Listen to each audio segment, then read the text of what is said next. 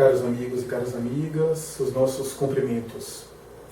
Allan Kardec, o extraordinário codificador do Espiritismo, no Livro dos Espíritos, a partir das leis morais, quando examina a questão da guerra e da violência, estabeleceu que nós temos uma natureza animal, graças à qual, por cujo corpo nós participamos da vida material e nos assemelhamos aos animais, e nós temos uma natureza espiritual.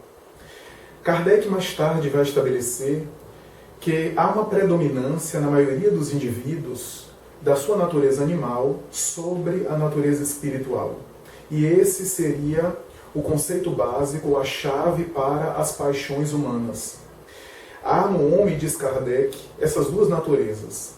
E à medida que o indivíduo cultiva a sua natureza animal, se afasta da sua natureza espiritual. E quanto mais ele se alimenta e se desenvolve na sua natureza espiritual, mais ele se distancia da sua natureza animal. Assim, Allan Kardec, com essa base, estabelece uma série de fenômenos que interessam o ser humano no seu comportamento, na sua vida humana, na sua vida social. Por exemplo, quando ele examina a questão da poligamia, ele vai dizer que a poligamia nos aproxima muito mais da vivência dos animais, é a nossa animalidade.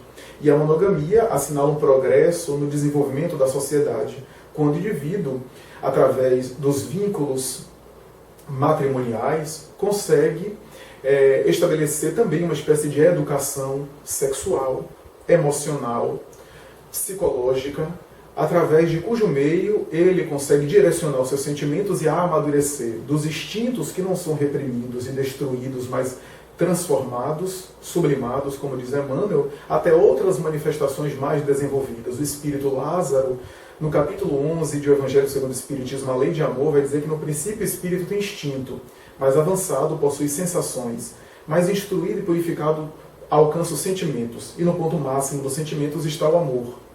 E, naturalmente, que quando nós examinamos essas questões, nós percebemos que várias das nossas perturbações atuais têm gênese em nossa natureza animal. A cólera, a violência, as reações intempestivas procedem dessa nossa irracionalidade primitiva que nós não conseguimos ainda educar, sublimar, direcionar.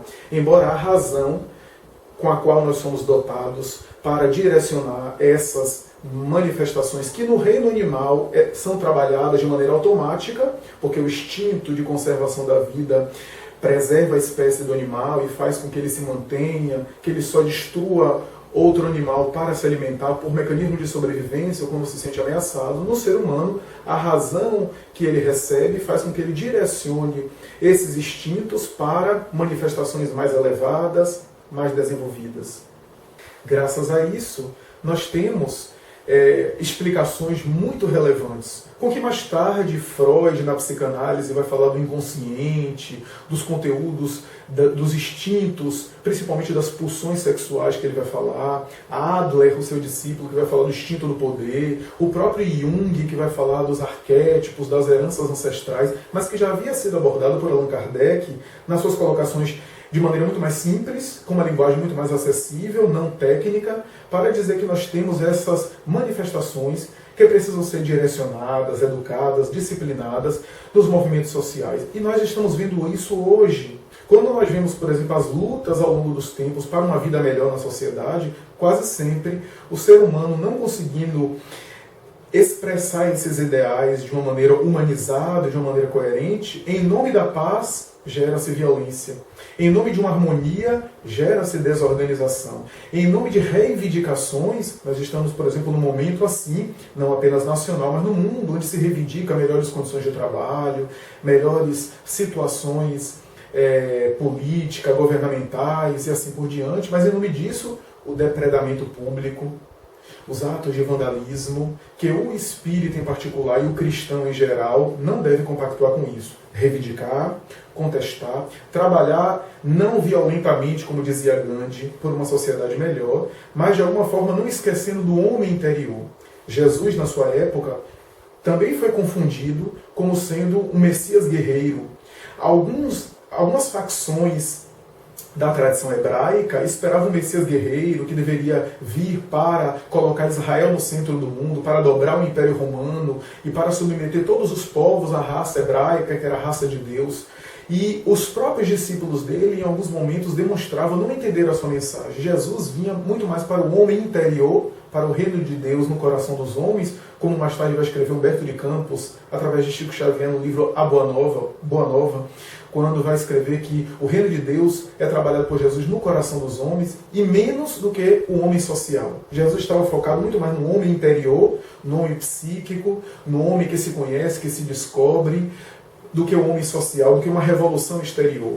Judas, o seu discípulo, não compreendeu isso segundo as tradições dos próprios escritos mediúnicos, quando, em determinado momento, vai entregar o amigo divino, embora o amasse da sua forma, entrega o seu mestre, porque achava que com isso aceleraria uma revolução social, uma revolução política, e faria com que o mestre pudesse implantar o reino de Deus, que ele não conseguia compreender, que era um reino de consciência, não um reino político transitório.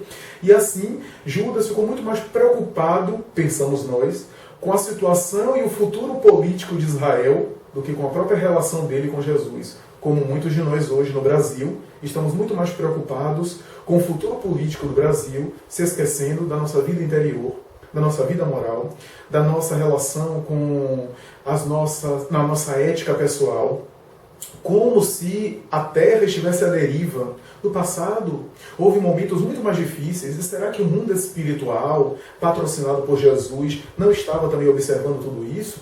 Às vezes, inclusive, considerando necessárias aquelas calamidades para que a humanidade despertasse. Assim acontece conosco. Não estamos aqui advogando a causa da corrupção, não estamos fazendo apologia daqueles que querem causar confusão no cenário político nacional. Não é um discurso político, muito menos partidário, mas é apenas uma análise de que nós estamos, às vezes, nos inflamando, nos indignando demais, não de uma maneira não sadia, a ponto de, às vezes, perdermos a nossa paz em função de situações transitórias que vai passar. Será que Ismael, o guia espiritual do Brasil, está cochilando e não está vendo isso? Será que ele não sabe, não tem medidas? Será que se ele não quisesse, ele não mandaria uma coletividade de espíritos reencarnar na Terra, na condição de um Eurípides Bassanufo e o Bezerra de Menezes, para resolver essa situação? É claro que eles têm. Mas talvez também se esses espíritos todos reencarnassem, a gente não teria mais o que fazer, não teria nem o que trabalhar, porque eles próprios resolveriam a situação implantando uma paz na Terra. Mas talvez tudo isso venha nos convidar a nossa oportunidade, diante desse caos social, a treinar tolerância, compreensão, fraternidade, solidariedade e naturalmente apresentar esse Jesus, que não é um Jesus guerreiro, um Jesus revolucionário, mas um Jesus tranquilo.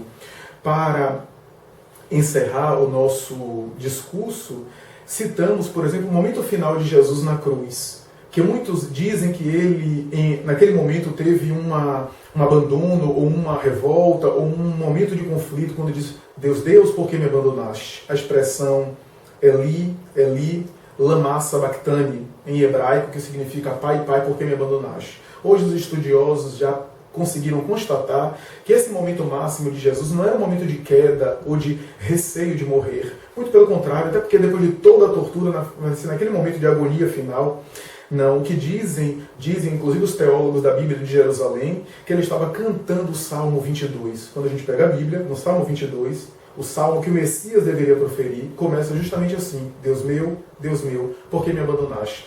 Ele estava citando ali naquele momento para ser reconhecido como tal, porque as escolas se dividiam. Alguns achavam que Jesus deveria ser um guerreiro social e outros que era um Messias pacífico, principalmente Isaías, que dizia que ele viria para ser maltratado pela humanidade e para que com seu exemplo pudesse redimir a humanidade.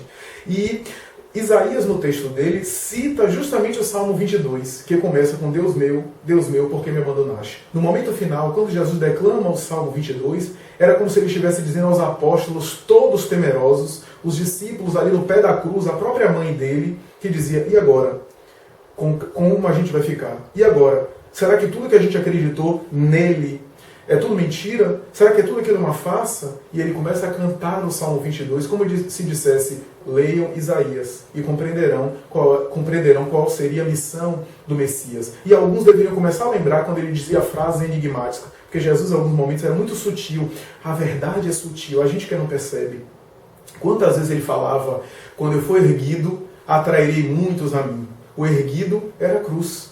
Era o momento da entrega total, através do seu exemplo. Por isso o Espiritismo vem ressuscitar e vem tentar resgatar essa vivência em espírito e verdade do Evangelho de Jesus, para que a nossa vida seja mais agradável, seja mais prazerosa e para que as perturbações que estamos vivendo na sociedade lá fora não perturbem a nossa paz de dentro, não altere a nossa dinâmica interior, não nos faça criaturas sintonizadas com essa agressividade, com essa intolerância. Um criminoso comete um crime hediondo e nós queremos linchá-lo publicamente até a morte, nos tornando pior do que ele.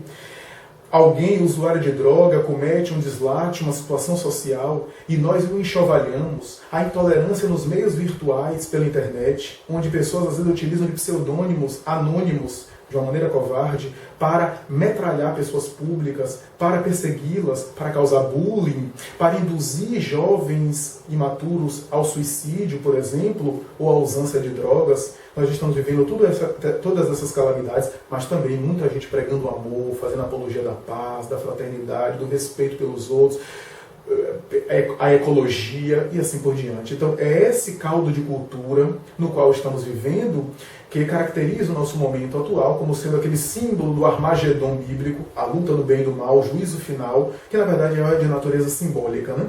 Então nós ficamos muito felizes por essa reflexão, porque vem nos convidar a esse amadurecimento interior, a fim de que com a nossa paz e a nossa iluminação iluminemos o meio no qual estamos inseridos.